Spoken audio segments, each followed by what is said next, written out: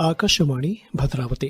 ವಚನದಲ್ಲಿ ನಾಮಾಮೃತ ತುಂಬಿ ನಯನದಲ್ಲಿ ನಿಮ್ಮ ಮೂರುತಿ ತುಂಬಿ ವಚನೋದಯ ವಚನಾಮೃತಗಳನ್ನೊಳಗೊಂಡ ಸಾಪ್ತಾಹಿಕ ಸಂಚಿಕೆ. ಸಹಯೋಗ ಬಸವ ಸಮಿತಿ ಬೆಂಗಳೂರು ಹಾಗೂ ಕುವೆಂಪು ವಿಶ್ವವಿದ್ಯಾಲಯದ ಬಸವಪೀಠ. ಬಸವಾದಿ ಪ್ರಮಥರ ಆಶಯ ಆದರ್ಶಗಳಾದ ಸಮತಾವಾದ, ಭ್ರಾತೃತ್ವ, ಸಹಿಷ್ಣುತೆ, ವ್ಯಷ್ಟಿ ಮತ್ತು ಸಮಷ್ಟಿ ಪ್ರಜ್ಞೆಯ ಹರಿಕಾರರ ಕ್ರಾಂತಿಯುತ ಜೀವನವನ್ನು ಬದುಕಾಗಿ ರೂಪಿಸಿಕೊಂಡು ಅನುಭವ ಮಂಟಪದಲ್ಲಿ ಜೀವನಾನುಭವಗಳನ್ನು ಮುಖಾಮುಖಿ ಆಗಿಸಿಕೊಂಡವರು ವಚನಕಾರರು. ಅವರು ನಿರ್ವಹಿಸಿದ್ದೇ ವಿಶ್ವಮಾನ್ಯ ವಚನ ಸಾಹಿತ್ಯ. ವಿಶ್ವಮಾನ್ಯ ವಚನಗಳ ಸಂಗ್ರಹ, ಸಂಪಾದನೆ, ನಿರೂಪಣೆ ಮತ್ತು ಸಂಶೋಧನೆಯನ್ನು ಶತಮಾನದಿಂದಲೂ ಅವಿರತ ಮಾಡಿಕೊಂಡು ಬರುತ್ತಿರುವ ಈ ಬಸವ ಸಮಿತಿಯು ಭಾರತದ ರಾಷ್ಟ್ರಪತಿಗಳಾದ ಡಾಕ್ಟರ್ ಬಸಪ್ಪ ದಾನಪ್ಪ ಜತ್ತಿಯವರಿಂದ ಸ್ಥಾಪಿಸಲ್ಪಟ್ಟು ಇಂದಿಗೆ 60 ಸಂವತ್ಸರಗಳು ಉರುಳಿದವು. ಪುತ್ರರಾದ ಡಾಕ್ಟರ್ ಅರವಿಂದ ಜತ್ತಿಯವರು ಆ ರಥವನ್ನು ಮುನ್ನಡೆಸುತ್ತಿರುವುದು ಶ್ಲಾಘನೀಯವಾದದ್ದು. ಬಸವಣ್ಣನವರ ಸಂಘಟನೆ, ಅಲ್ಲಮನ ದಿಟ್ಟತನ, ಅಕ್ಕಮನ ವಿಮೋಚನಾಯುಕ್ತ ಮಾತುಗಳು ವಚನಗಳ ಬೆಳಗು, ಸೊಬಗನ್ನ, ದೃಢತೆಯನ್ನು ಹೆಚ್ಚಿಸಿವೆ. ವಚನಗಳು ಅಸ್ಮಿತೆಯನ್ನ ಹುಟ್ಟುಹಾಕುವ ವಚನೋದಯಕ್ಕೆ ಸ್ವಾಗತ, ಸುಸ್ವಾಗತ. ಬಸವಾದಿ ಪ್ರಮಥರ ಆದರ್ಶದಂತೆ ಬಸವ ಸಮಿತಿ ಕಟ್ಟಿ ಬೆಳೆಸುವಲ್ಲಿ ಜತ್ತಿಯವರ ಪರಿಶ್ರಮ ಅವಿಚ್ಛಿನ್ನವಾದುದು. ಕನ್ನಡ ನಾಡಿನಲ್ಲಿ ಅಷ್ಟೇ ಅಲ್ಲದೆ ಅಂತರರಾಜ್ಯ, ಅಂತರರಾಷ್ಟ್ರೀಯ ಮಟ್ಟದಲ್ಲಿಯೂ ವಚನಗಳನ್ನು ಭಾಷಾಂತರಿಸಿ ಸಮ್ಮೇಳನ, ಕಮ್ಮಟಗಳ ಮೂಲಕ ಪ್ರಚಾರ ಮಾಡುವುದು ಜತ್ತಿಯವರ ಗುರಿ ಮತ್ತು ಉದ್ದೇಶ.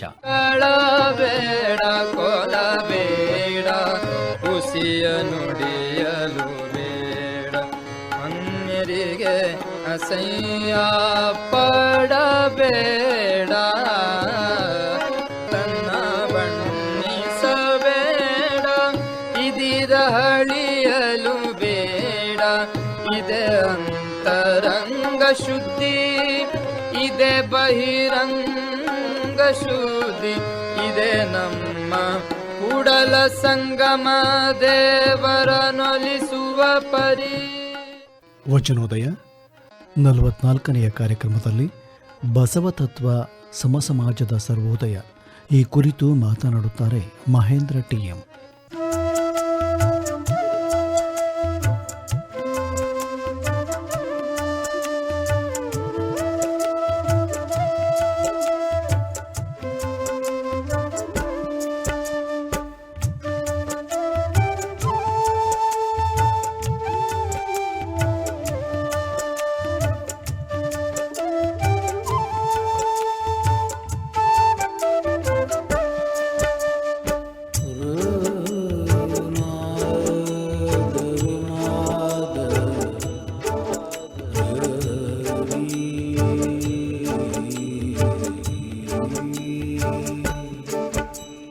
ಹಸಿವೆ ನೀನು ನಿಲ್ಲೋ ನಿಲ್ಲೋ, ತೃಷೆ ನೀನು ನಿಲ್ಲೋ ನಿಲ್ಲೋ, ನಿದ್ರೆಯೇ ನೀನು ನಿಲ್ಲೋ ನಿಲ್ಲೋ, ಕಾಮವೇ ನೀನು ನಿಲ್ಲೋ ನಿಲ್ಲೋ, ಕ್ರೋಧವೇ ನೀನು ನಿಲ್ಲೋ ನಿಲ್ಲೋ, ಮೋಹವೇ ನೀನು ನಿಲ್ಲೋ ನಿಲ್ಲೋ, ಲೋಭವೇ ನೀನು ನಿಲ್ಲೋ ನಿಲ್ಲೋ, ಮದವೇ ನೀನು ನಿಲ್ಲೋ ನಿಲ್ಲೋ, ಮಚ್ಚರವೇ ನೀನು ನಿಲ್ಲೋ ನಿಲ್ಲೋ, ಸಚರಾಚರವೇ ನೀನು ನಿಲ್ಲೋ ನಿಲ್ಲೋ.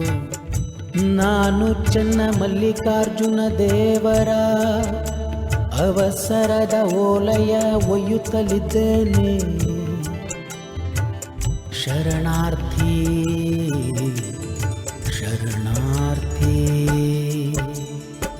ಚೆನ್ನ ಮಲ್ಲಿಕಾರ್ಜುನ, ಚೆನ್ನ ಮಲ್ಲಿಕಾರ್ಜುನ, ಚೆನ್ನ ಮಲ್ಲಿಕಾರ್ಜುನ, ಚೆನ್ನ ಮಲ್ಲಿಕಾರ್ಜುನ.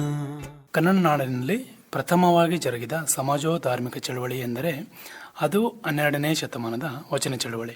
ಈ ಪರಿವರ್ತನಾ ಕ್ರಾಂತಿಯ ಮಹಾನ್ ನಾಯಕ, ಸಾಮಾನ್ಯ ಜನತೆಗೆ ದೈವ ಸ್ವರೂಪದಂತಿದ್ದ ಬಸವೇಶ್ವರರು ತಮ್ಮ ಮೇರು ವ್ಯಕ್ತಿತ್ವ, ಸರಳ ಸಜ್ಜನಿಕೆಯ ನಡೆ ನುಡಿಗಳಿಂದ ಜನಮಾನಸದಲ್ಲಿ ಇಂದಿಗೂ ದೇವರಾಗಿಯೇ ಉಳಿದವರು ಬಸವಣ್ಣ.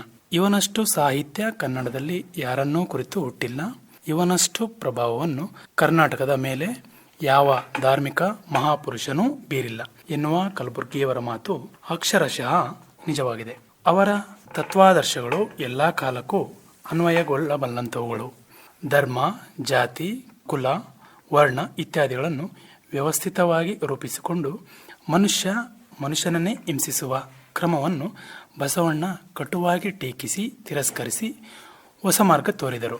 ಸಮಾನತೆ, ಸಾಮಾಜಿಕ ಧಾರ್ಮಿಕ ಶೋಷಣೆಯನ್ನು ತೊಡೆದು ಹಾಕಲು ಅವಿರತ ಪ್ರಯತ್ನ ನಡೆಸಿದರು. ಆ ಮೂಲಕ ಸಮಾಜದ ಸರ್ವರ ಹಿತ ಏಳಿಗೆ ಕಾಯುವ ಸರ್ವೋದಯದ ನಾಯಕನಾಗಿ, ಸಮಸಮಾಜದ ಹರಿಕಾರನಾಗಿ ಹೊರಹೊಮ್ಮಿದ ನಾಯಕನಾದರು. ಎನಗಿಂತ ಕಿರಿಯರಿಲ್ಲ, ಶಿವಭಕ್ತರಿಗಿಂತ ಹಿರಿಯರಿಲ್ಲ ಎನ್ನುವ ವಿನತೆಯಲ್ಲಿಯೇ ಸಮಾಜದ ಎಲ್ಲ ತಳವರ್ಗದವರನ್ನು ಒಗ್ಗೂಡಿಸುವ, ಅವರನ್ನು ಮೇಲೆತ್ತುವ ಕಾಯಕದಲ್ಲಿ ತಮ್ಮನ್ನು ಸಮರ್ಪಿಸಿಕೊಂಡವರು.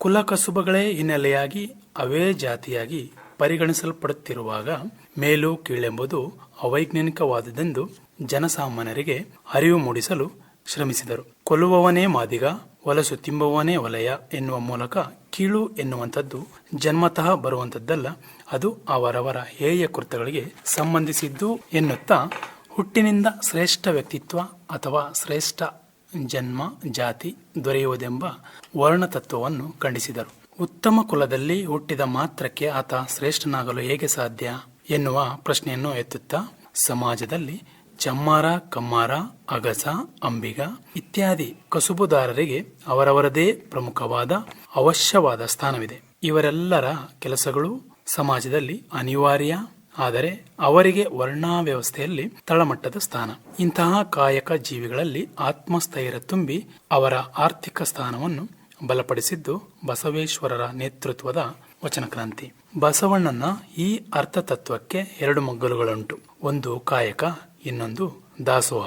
ಕಾಯಕ ಮಾಧ್ಯಮದಿಂದ ಗಳಿಸಬೇಕು, ದಾಸೋಹ ಮಾಧ್ಯಮದಿಂದ ಬಳಸಬೇಕು ಎಂಬ ಸೂತ್ರದ ಆದರ್ಶದಲ್ಲಿ ಕಲ್ಯಾಣ ರಾಜ್ಯ ಕಟ್ಟುವುದು ಮಂತ್ರಿ ಬಸವಣ್ಣನ ಧ್ಯೇಯವಾಗಿದ್ದಿತು. ಈ ಎಲ್ಲ ಚಿಂತನೆಗಳು ವ್ಯಕ್ತಪಡಿಸುತ್ತವೆ ಬಸವೇಶ್ವರರ ನೇತೃತ್ವದ ವಚನ ಚಳವಳಿಯ ಉದ್ದೇಶ ಸರ್ವೋದಯದ ಮೂಲಕ ಕಲ್ಯಾಣ ರಾಜ್ಯವನ್ನು ಕಟ್ಟುವುದಾಗಿತ್ತು ಎಂದು ಊಹಿಸಬಹುದು. ಆತ್ಮಶುದ್ಧಿಯೊಂದಿಗೆ ಸಮಾಜ ಶುದ್ಧಿಯೊಂದಿಗೆ ಸಮಸಮಾಜದ ನಿರ್ಮಾಣ, ಇದು ವಚನ ಚಳವಳಿಯ ಮುಖ್ಯ ಆಶಯ. ದಯೆಯೇ ಧರ್ಮದ ಮೂಲವಯ್ಯ ಎನ್ನುವ ಮೂಲಕ ಧರ್ಮದ ಹೊಸ ವ್ಯಾಖ್ಯಾನ ಮಾಡಲಾಯಿತು. ಧರ್ಮದ ನೆಪದಲ್ಲಿ ನಡೆಯುತ್ತಿದ್ದ ಅವ್ಯವಹಾರಗಳನ್ನು ಟೀಕಿಸಿದ್ದರ ಫಲವಾಗಿ ಮತೀಯ ಮನಸ್ಥಿತಿಯವರ ಕೆಂಗಣ್ಣಿಗೂ ಗುರಿಯಾಗಬೇಕಾಯಿತು. ಹರಿಹರ ಕವಿಯ ಬಸವರಾಜ ದೇವರ ರಗಳೆಯಲ್ಲಿ ಪ್ರಜೆಗಳಿಗಾಗಿ ಅಧಿಕಾರ ವಿನಿಯೋಗಿಸಿದ್ದಕ್ಕಾಗಿ ಬಿಜ್ಜಳನಿಂದ ಬಸವಣ್ಣ ಪ್ರಶ್ನಿಸಲ್ಪಡುತ್ತಾರೆ. ಆಗ ಬಸವಣ್ಣ ತಮ್ಮೊಡವೆಯಂ ತಾವೇ ಕೊಂಡರ್ ಎಂದು ಪ್ರತ್ಯುತ್ತರಿಸುತ್ತಾರೆ. ಇಲ್ಲಿ ಬಿಜ್ಜಳನ ಪ್ರಕಾರ ಭಂಡಾರ ರಾಜನ ಸೊತ್ತಾಗಿದ್ದರೆ ಬಸವಣ್ಣನ ಪ್ರಕಾರ ಅದು ಪ್ರಜೆಗಳದ್ದು. ರಾಜಸತ್ತೆಯನ್ನು ಟೀಕಿಸಿದ, ಪ್ರಶ್ನಿಸಿದ, ತಿರಸ್ಕರಿಸಿದ ಅನೇಕ ನಿದರ್ಶನಗಳು ಸಿಗುವುದು ಸಹ ನಮಗೆ ವಚನ ಚಳುವಳಿಯ ಕಾಲದಲ್ಲಿಯೇ. ಉತ್ತಮ ಕುಲದಲ್ಲಿ ಹುಟ್ಟಿದೆನೆಂಬ ಕಷ್ಟದ ಹೊರೆಯ ಹೊರಿಸದಿರಯ್ಯ, ಕಕ್ಕಯ್ಯ ನೊಕ್ಕುದ ನಿಕ್ಕ ನೋಡುವವಯ್ಯ, ದಾಸಯ್ಯ ಶಿವದಾನವರ ನೆರೆಯ ನೋಡಯ್ಯ, ಮನ್ನಣೆಯ ಚೆನ್ನಯ್ಯನೆನ್ನುವ ಮನ್ನಿಸ, ಉನ್ನತ ಮಹಿಮ ಕೂಡಲ ಸಂಗಮ ದೇವ, ಶಿವದೋ ಶಿವದೋ. ತಾನು ಮೇಲು ಜಾತಿ ಎನ್ನುವ ಕಾರಣಕ್ಕೆ ಸಮಾಜ ತನ್ನೊಂದಿಗೆ ಬೆರೆಯದೆ ದೂರ ನಿಲ್ಲುವುದೋ ಎಂಬ ಆತಂಕ ಅವರದ್ದು. ಸಾಮಾನ್ಯನಂತೆ ಬದುಕಲು ಬಯಸಿದ ಬಸವಣ್ಣನವರ ವ್ಯಕ್ತಿತ್ವವೇ ಒಂದು ತತ್ವವೆನ್ನಬಹುದು. ಸಮಾಜದ ಅಂತ್ಯಜನಿಗೆ ಶಿವದೀಕ್ಷೆ ನೀಡಿ ಕೀಳರಿಮೆಯಿಂದ ಹೊರಬರಲು ಸರಳ ಧರ್ಮದ ಮಾರ್ಗವನ್ನು ತೋರಿದರು. ದಯೆಯೇ ಧರ್ಮದ ನಿಷ್ಕಲ್ಮಶ ಭಕ್ತಿಯೇ ಪೂಜೆ, ಕರುಣೆ, ಮಾನವೀಯತೆ, ದಾಸೋಹಗಳೇ ಆಚರಣೆಗಳು. ಇದು ಬಸವೇಶ್ವರರು ಪ್ರತಿಪಾದಿಸಿದ ಧರ್ಮ. ನೆಲವೊಂದೇ ಹೊಲಗೇರಿ ಶಿವಾಲಯಕ್ಕೆ, ಜಲವೊಂದೇ ಶೌಚಾಮನಕ್ಕೆ, ಕುಲವೊಂದೇ ತನ್ನ ತಾನರಿದವಂಗೆ, ಫಲವೊಂದೇ ಷಡುದ ಋಷನ ಮುಕ್ತಿಗೆ, ನಿಲವೊಂದೇ ಕೂಡಲ ಸಂಗಮ ದೇವ ನಿನ್ನರಿದವಂಗೆ. ಸಮಾಜದಲ್ಲಿ ಮತಸತ್ತೆಗಳು ಸೃಷ್ಟಿಸಿಕೊಂಡ ಅಸ್ಪೃಶ್ಯತೆಯ ಪರಿಕಲ್ಪನೆಯನ್ನು ಈ ಮೇಲಿನ ವಚನ ನಿರಾಕರಿಸಿ ಸಮಾಜದಲ್ಲಿ ಸಮಾನತೆಯನ್ನು ಸಾರುತ್ತಿದೆ. ಎಲ್ಲಿಯ ತನಕ ಸಮಾಜದಲ್ಲಿ ಮೇಲು ಕೀಳು, ಸ್ಪೃಶ್ಯ ಅಸ್ಪೃಶ್ಯ, ಶ್ರೇಷ್ಠ ಕನಿಷ್ಠ ಎನ್ನುವ ತತ್ವಗಳಿರುತ್ತವೆಯೋ ಅಲ್ಲಿಯವರೆಗೂ ಸಮಾಜದ ಕನಸು ಸಾಕಾರಗೊಳ್ಳುವುದಿಲ್ಲ. ವರ್ಣ ವ್ಯವಸ್ಥೆಯೇ ಸಮಾಜದ ಅಸಮದಿಂದ ಕೂಡಿರಲು ಮೂಲ ಕಾರಣ ಎನ್ನುವುದು ವಚನಕಾರರ ನಿಲುವು.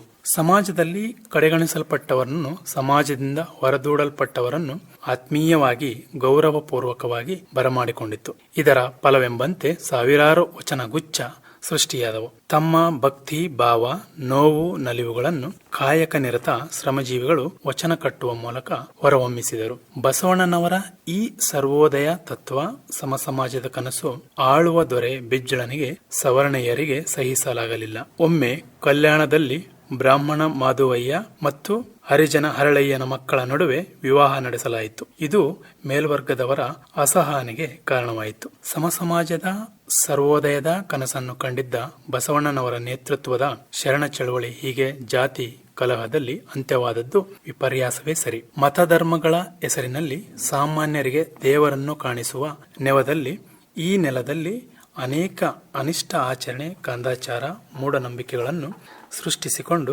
ಬರುತ್ತಲಿದ್ದಾರೆ. ದೇವರನ್ನು ಕಾಣಲು ಸರಳವಾಗಿ ಅಂತರಂಗ ಶುದ್ಧಿಯ ಮಂತ್ರವನ್ನು, ದಯೆಯ ಮಾರ್ಗವನ್ನು ತೋರಿಸಿದರು.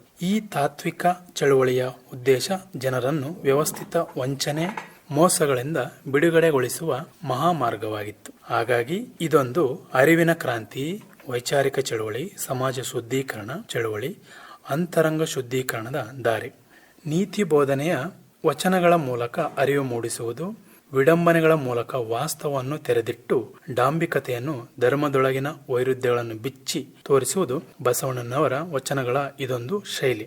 ಕಲ್ಲ ನಾಗರ ಕಂಡರೆ ಹಾಲನರೆ ಎಂಬರು, ದಿಟದ ನಾಗರ ಕಂಡರೆ ಕೊಲ್ಲೆಂಬರಯ್ಯ, ಉಂಬ ಜಂಗಮ ಬಂದೆಡೆ ನಡೆಯೆಂಬರು, ಉಣ್ಣದ ಲಿಂಗಕ್ಕೆ ಬೋನವ ಹಿಡಿ ಎಂಬರಯ್ಯ. ಸಮಾಜದಲ್ಲಿನ ಧಾರ್ಮಿಕ ನಂಬಿಕೆಗಳು, ಆಚರಣೆಗಳಿಗೂ ನಿತ್ಯ ಬದುಕಿನಲ್ಲಿ ಮನುಷ್ಯನ ವರ್ತನೆಗಳಿಗೂ ಅಜಗಜಾಂತರ ವ್ಯತ್ಯಾಸಗಳುಂಟಾಗಿದ್ದವು. ಧರ್ಮವೆಂದರೆ ಕೇವಲ ಪೂಜೆ ಪುರಸ್ಕಾರವೆಂದು ನಂಬಿರುವ ಸಮಾಜಕ್ಕೆ ನಿಜದ ಅರಿವನ್ನು ಮೂಡಿಸಲು ಈ ಮೇಲಿನ ವಚನ ತೀಕ್ಷ್ಣವಾಗಿ ನುಡಿಯುತ್ತದೆ. ವಚನ ಚಳುವಳಿಯ ಮೂಲಕ ಧಾರ್ಮಿಕ, ಸಾಮಾಜಿಕ ಅಂಧಶ್ರದ್ಧೆಗಳನ್ನು ದೂರ ಮಾಡಿ ತಳವರ್ಗದವರಲ್ಲಿ ಆತ್ಮಸ್ಥೈರ್ಯ ತುಂಬಿ ಸರ್ವೋದಯದ ಹಾದಿಯತ್ತ ಹೆಜ್ಜೆ ಇಟ್ಟದ್ದು 12ನೇ ಶತಮಾನದ ಸಂದರ್ಭದಲ್ಲಿ ಮೀರಿದ ಪ್ರಯತ್ನ. ಅರಿವಿನ ಕ್ರಾಂತಿಯ ಮಾರ್ಗಗಳು ಸವಾಲಿನದ್ದಾಗಿದ್ದರೂ ಕೆಲವು ಕಾಲ ಕನ್ನಡ ನಾಡಿನಲ್ಲಿ 12ನೇ ಶತಮಾನದ ಕತ್ತಲೆಗೆ ದೀಪ ಬೆಳಗಿ ಹೋದರು. ಹೀಗಾಗಿ ಬಸವ ತತ್ವ ಎಂಬುದು ಸಾರ್ವಕಾಲೀನ ಸಮಾನತೆಯ ಸಮಾಜ ಸರ್ವೋದಯವೇ ಬಸವ ತತ್ವದ ಒಳತಿರುಳು. ಇದುವರೆಗೆ ಬಸವ ತತ್ವ ಸಮಸಮಾಜದ ಸರ್ವೋದಯ ಈ ಕುರಿತು ಇದುವರೆಗೆ ಮಾತನಾಡಿದವರು ಮಹೇಂದ್ರ ಟಿಎಂ. ಕೇಳುಗರೆ, ಮುಂದಿನ ವಾರ ವಚನೋದಯ ಸಾಪ್ತಾಹಿಕ ಸಂಚಿಕೆಯಲ್ಲಿ ನಿಮ್ಮ ಭೇಟಿ. ನಮಸ್ಕಾರ. ವಚನದಲ್ಲಿ ನಾಮಾಮೃತ ತುಂಬಿ, ನಯನದಲ್ಲಿ ನಿಮ್ಮ ಮೂರುತಿ ತುಂಬಿ. ವಚನೋದಯ ಸಾಪ್ತಾಹಿಕ ಸಂಚಿಕೆ ಪ್ರಸಾರವಾಯಿತು. ಸಹಯೋಗ ಬಸವ ಸಮಿತಿ ಬೆಂಗಳೂರು ಹಾಗೂ ಬಸವಪೀಠ ಕುವೆಂಪು ವಿಶ್ವವಿದ್ಯಾಲಯ. ನಿರ್ಮಾಣ ಎಚ್ಎಂ ಮಹೇಶ್. ನಿರ್ವಹಣೆ ಕಾರ್ಯಕ್ರಮ ಮುಖ್ಯಸ್ಥರಾದ ಎಸ್ಆರ್ ಭಟ್. ಕಾರ್ಯಕ್ರಮ ಆಕಾಶವಾಣಿ ಭದ್ರಾವತಿ ಕೇಂದ್ರದ ಕೊಡುಗೆ.